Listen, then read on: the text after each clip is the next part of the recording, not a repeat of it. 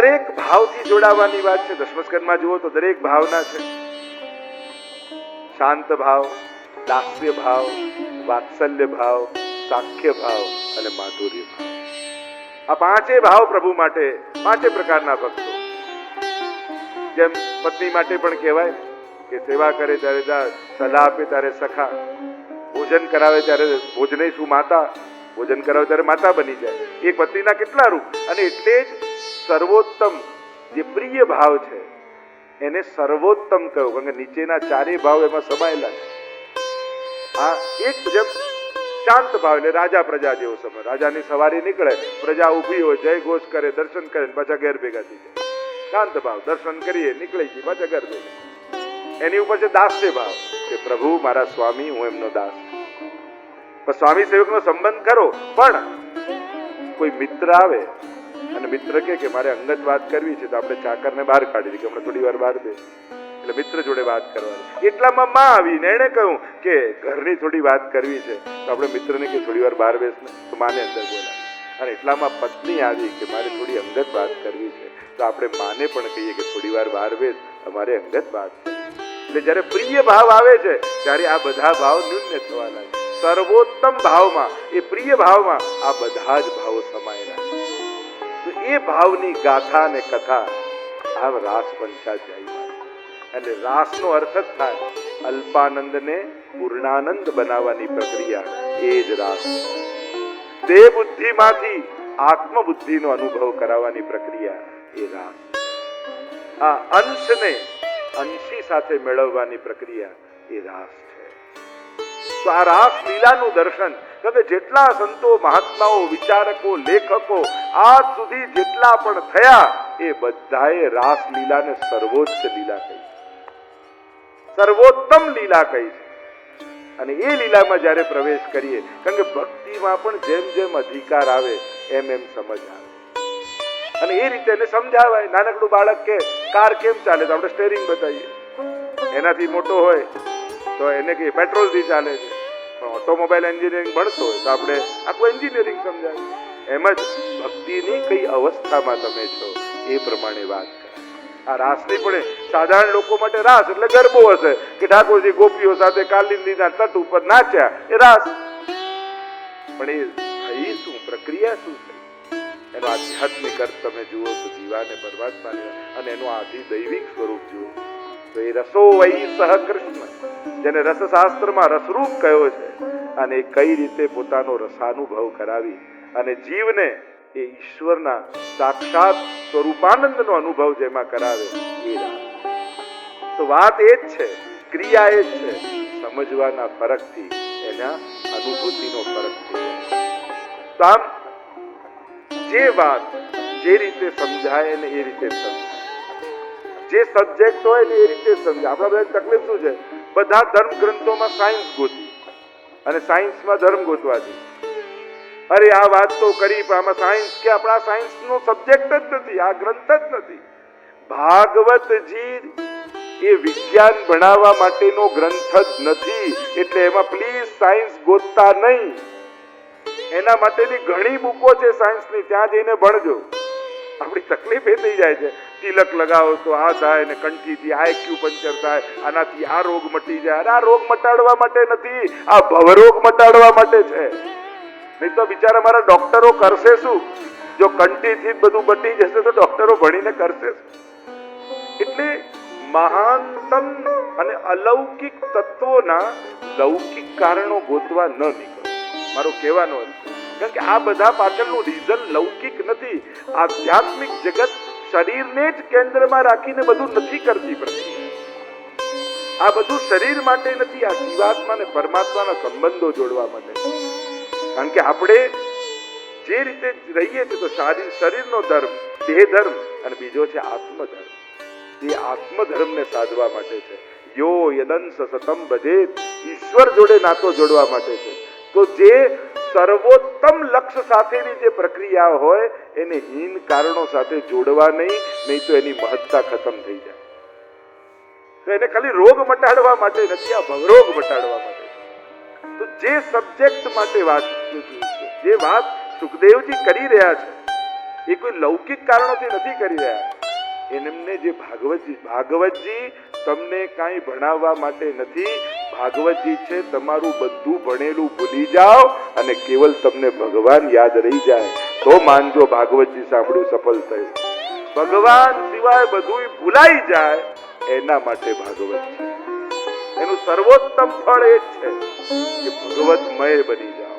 તમારા જીવનનું સર્વોત્તમ લક્ષ્ય તમે પામી લો એના માટેનું આ ગાઈડલાઈન છે. જીપીએ રસ્તો બતાવે છે એના માટેના માર્ગનું. એટલે એને કોઈ લૌકિક કારણોમાં વાપરશો તો તમે એનો સર્વોત્તમ ઉપયોગ કર્યો નહીં કહેવાય. કારણ કે જે વસ્તુ જે બુદ્ધિથી લખી હોય, સાયન્સનો બુક હોય તો એને સાયન્સ બુદ્ધિથી જ વાંચે. એમાં પછી ધર્મ ને ઇમોશન, ફૂલનું ડિસેક્શન કરવાનું હોય સાયન્સમાં તો ડિસેક્શન જ કરવાનું. પછી એવું ના અરે એના કરતા ફૂલની સુગંધ લીધી હોય, સૂંઘવા માટે નથી. આ ડિસેક્શનનો જ સબ્જેક્ટ છે, સાયન્સ છે. એ જ રીતે કોઈ પોએમ હોય તો એને કવિ બુદ્ધિથી જ વંચાય, કારણ કે કવિતા છે. તમને એમ થાય કે આ જે પોએમ છે ને આટલું સુંદરતાનું વર્ણન કર્યું, લાવ આવું ડ્રોઈંગ કરું. અને પોએમમાં લખ્યું ચંદ્રમા જેવું મુખ છે એટલે પેલા રાઉન્ડ સર્કલ કર્યું. અરે એની નાસિકા તો પોપટની ચાંચ જેવી એટલે પેલી ચાંચ જેવી નાક બનાવી. કાર્ટૂન બને. જો કવિતાની જેમ ડ્રોઈંગ કરવા જાવ તો કાર્ટૂન બને. એનો તો કવિતાની જેમ આસ્વાદ કરાય. એમ જ આ આધ્યાત્મિક અને આધિદૈવિક ગ્રંથ છે. આમાં લૌકિક કારણો ન ગોતાય અને આત્મબુદ્ધિથી સમજાય. કારણ કે આ સબ્જેક્ટ આ છે. આનો મુખ્ય વિષય જ આત્મા પરમાત્મા છે. તમે આને સંસારિક સબ્જેક્ટ બનાવશો તો તમે ક્યાંક ખોટા રસ્તે જઈ રહ્યા છો. તમે પૂરો એનો આનંદ, આ તો મચ્છર મારવા માટે સ્ટેનગન વાપરી એવું કહેવાય. એના માટે તો અગરબત્તી સળગાવાય એટલે ભાગી જાય. એના માટે કોઈ મશીન ગન થોડી કઢાય. ક્યાંક આપણે આવો જ ઉપયોગ કરીએ છીએ આપણા લૌકિક સાધવા માટે. જ્યારે આપણે ભાગવતજીને ઉપયોગ કરીએ છીએ તો ભાગવતજી તો ભગવાન મેળવવાનો ગ્રંથ છે. એનું સર્વોત્તમ લક્ષ્ય છે. અને આ જ્યારે સમજાશે ત્યારે ખ્યાલ આવશે કે ભાગવતજી શું કરી શકે. તો આ ભાગવતજી જ્યારે રાસ પંચાધ્યાયનું વર્ણન કરે છે ત્યારે આ જીવાત્મા અને પરમાત્માના શાશ્વત સંબંધની વાત કરે છે. આવો પ્રવેશ કરીએ રાસ પંચાધ્યાય. એટલે પહેલો જ શબ્દ રાસ પંચાધ્યાયમાં આવ્યો ભગવાન. ભગવાન કોને કહેવાય? જેની પાસે ભગ હોય. ધનવાન કોને કહેવાય? જેની પાસે ધન હોય. યશવાન કોને કહેવાય? જેની પાસે યશ હોય. તો ભગ એટલે શું? ઐશ્વર્ય, વીર્ય, યશ, શ્રી, જ્ઞાન અને વૈરાગ્ય. આ 6 ગુણને કહેવાય ભગ. અને ભગને જે ધારણ કરે એને કહેવાય ભગવાન. આ ભગવાનની ગાથા. પ્રભુએ જોયું એ શરદની રાતને, પૂર્ણ પ્રકાશિત ચંદ્રમાને જોયો. યાદ આવ્યું જે ચીરહરણ સમયે ગોપીઓને વચન આપ્યું હતું, કાત્યાયની વ્રત સમયે, કે જ્યારે શરદની રાત્રિ આવશે ત્યારે તમારા મનોરથોને પૂર્ણ કરી. વ્રત કર્યું ને કાત્યાયની મહાભાગે મહાયોગી નદીશ્વરી નંદ ગોપ સુતમ દેહી પતિમ મે કુરુતે નમઃ. એ પતિ રૂપે, અને એ તો આત્માનો પતિ છે જ. એ તો શાશ્વત પતિ છે, અનાદિકાળથી પતિ છે. જે પાલન કરે એ પતિ, જે રક્ષા કરે એ પતિ. આત્માનો પતિ તો પરમાત્મા જ છે. અને અહીંયા પ્રભુએ જોયું કે સમય આવી ગયો છે. પ્રભુ આવ્યા વનમાં. વિશાળ કદંબનું વૃક્ષ હતું. એક ચરણ પર બીજો ચરણ પધરાવ્યો. ચરણથી ભંગ કર્યો, કટીથી ભંગ કર્યો, ગ્રીવાથી ભંગ કર્યો. ત્રિભંગી બન્યા પ્રભુ. એટલે પ્રભુએ ના શ્રીઅંગમાં 3 જગ્યાએથી વાંકા છે એટલે એનું નામ છે ત્રિભંગી લાલ. ભિન્ન ભિન્ન કાર્યોમાં લાગેલી છે ગોપીઓ. કોઈ પતિની સેવા કરી રહી છે, કોઈ બાળકોને દૂધ પીવડાવી રહી, કોઈ ચૂલામાં દૂધ ગરમ કરી રહી છે, કોઈ ઘરની સફાઈ કરી રહી છે. ત્યાં મહાપ્રભુજી સુબોધનીજીમાં ભેદ બતાવે કે જેવી વૃત્તિ એવી પ્રવૃત્તિ. આના પરથી ગોપીઓના ભેદ બતાવ્યા. કોણ તામસ છે, કોઈ રાજસ છે, કોણ સાત્વિક છે. બહુ ગૂઢતમ. ભગવાન વિશે ઘણા આચાર્યોએ લખ્યું છે, પણ ગોપીઓ વિશે કેવલ મહાપ્રભુજી લખી શક્યા છે. જે ગોપીઓના સૂક્ષ્મતમ ભેદો મહાપ્રભુજીએ બતાવ્યા એવું બીજે ક્યાંય જાણવા નથી મળ્યું. અદ્ભુત છે સુબોધનીજી મહાપ્રભુજી.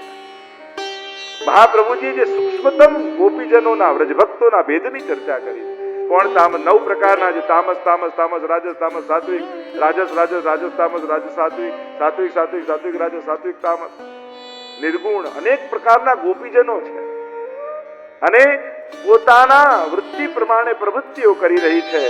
કર્ણમાં પ્રભુના વેણુનો નાદ પડ્યો, કાન ઊંચા થઈ ગયા. શું એ શરદની રાત્રિ આવી ગઈ?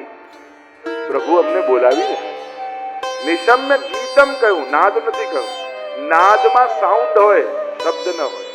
ગીતમાં શબ્દ પણ હોય. જાણે દરેક ગોપીને એમ લાગ્યું કે અમારું નામ લઈ લઈને ઠાકોરજી બોલાવે અને એ વેણુના સ્વરમાં એવી મોહિત થઈ, સંસાર ભૂલાયો, ભગવાન તરફ ભાગી. બોલાવ્યા હોય એ જ આપણને પૂછે શા માટે આવે? જમવા કોઈ તમને બોલાવે કે 8 વાગે કરે, 4 આવી જજો, અને તમે દરવાજો ખટખટાવ, લોકો ઓહો આજે ક્યાંથી ભૂલા પડ્યા, શું દશા થાય? એમ ગોપીઓ કહે કે બોલાવ્યા આપે અને આપ જ પૂછો છો શા માટે? ના 10 શ્લોકમાં પ્રભુ ધર્મોપદેશ કરવા લાગ્યા.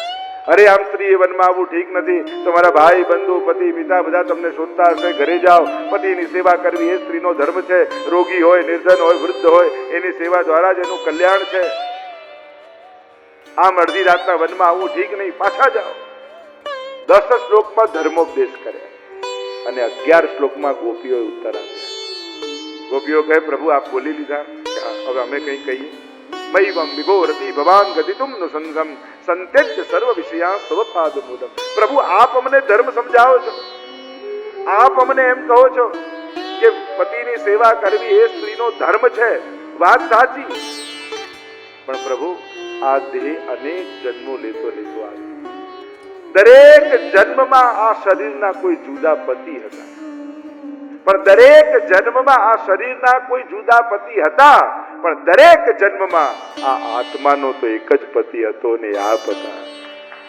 અને એટલે જ આ આત્માને પરમાત્માને ભજવું એ જ એનો સાચો ધર્મ છે. યો યદંશ સતમ ભજે, જે જેનો અંશ હોય એને અંશીને ભજવો, એ જ તો સાચો ને પરમ ધર્મ છે. અને પરમ ધર્મ જ્યારે નિભાવવાનો હોય ત્યારે ગૌણ ધર્મો બાધા નથી કરતા, એને દોષરૂપ નથી ગણ્યા. આપ કહો છો કે આપના પતિ ભાઈ બંધુ આપને ગોતતા હશે. પ્રભુ વાત સાચી છે, વ્યક્તિઓને છોડ્યા છે, વૃત્તિ ને લાગણીઓ તો ભેગી જ લાવ્યા છે. હવે આપ જ અમારા પિતા બંધુ ભાઈ સખા, હવે તો સર્વદા સર્વભાવેન ભજનીય વર્જાદીપ.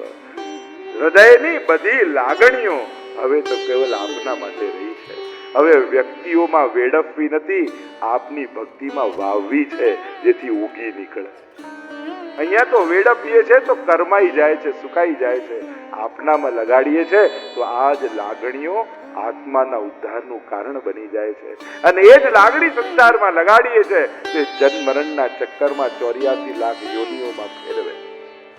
તો પ્રભુ આ મન ક્યાં લગાવાય આપે તો શીખવાડ્યું છે. અને આપ અમને કહો છો ધર્મ કરો ધર્મ, તો પ્રભુ દરેક ધર્મ ધર્મી માટે જ હોય છે. ગુલાબનો છોડ વાવો પણ એની કાંટાની વાડ ઠીક કરવામાં એટલો બધો સમય લગાડો કે છોડને જ પાણી પાવાનું ભૂલી જવાય, તો મૂર્ખ કહેવાય. પ્રભુ આ બધા ધર્મો આપને મેળવવા માટે જ તો છે. અને જ્યારે આપ સામે ઊભા હો, ધર્મી સામે હોય, અને એને છોડીને જો ધર્મ કરવા જઈએ તો મૂર્ખતા કહેવાય.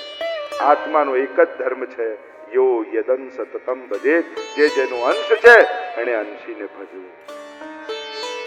પ્રભુ આ ભાવના અંકુરો ગમે તેટલા ઉત્તમ બીજ હોય, સારામાં સારી ભૂમિ લાવો, સારામાં સારું ખાતર, સારામાં સારું પાણી, પણ એ બીજને એકવાર શેકી નાખો ને તો એ શેકાયેલા બીજમાં ફણગા ફૂટતા નથી.